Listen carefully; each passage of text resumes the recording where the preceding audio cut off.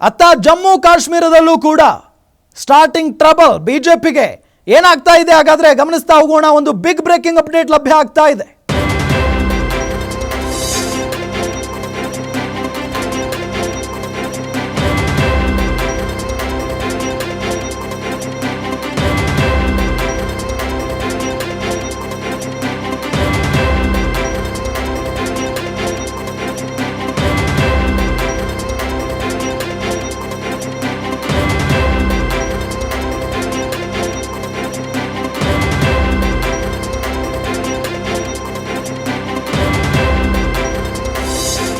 ಜಮ್ಮು ಕಾಶ್ಮೀರದಲ್ಲೂ ಬಿಜೆಪಿಗೆ starting trouble.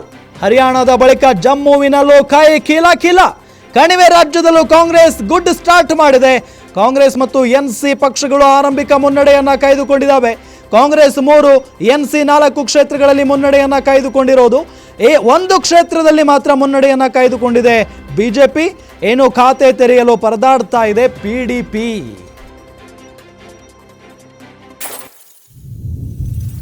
ಯಾಕೋ ಒಂಥರ ಈ ಎರಡೂ ರಾಜ್ಯಗಳಲ್ಲೂ ಕೂಡ ಹರಿಯಾಣ ಆಗಿರ್ಬೋದು ಮತ್ತು ಜಮ್ಮು ಮತ್ತು ಕಾಶ್ಮೀರ ಆಗಿರ್ಬೋದು, ಇಲ್ಲಿ ಈ ಬಾರಿ ಶುಭಾರಂಭ ಮಾಡಿರೋದು ಕಾಂಗ್ರೆಸ್. ಹರಿಯಾಣ ಒಂದು ಕಡೆ 7 ಕ್ಷೇತ್ರಗಳಲ್ಲಿ ಈಗಾಗಲೇ ಮುನ್ನಡೆಯನ್ನು ಕಾಯ್ದುಕೊಂಡಿದ್ರೆ, ಇಲ್ಲಿ ಜಮ್ಮು ಮತ್ತು ಕಾಶ್ಮೀರದಲ್ಲೂ ಕೂಡ ಆರಂಭದ ಸುತ್ತಿನಲ್ಲಿ ಕಾಂಗ್ರೆಸ್ ಮುನ್ನಡೆಯನ್ನು ಪಡೆದುಕೊಂಡಿದೆ ಅನ್ನೋದು ಗೊತ್ತಾಗ್ತಾ ಇದೆ. ಆದರೆ ಜಮ್ಮು ಕಾಶ್ಮೀರದಲ್ಲಿ ಸ್ಟಾರ್ಟಿಂಗ್ ಟ್ರಬಲ್ ಅನುಭವಿಸ್ತಾ ಇರೋದು ಬಿಜೆಪಿ.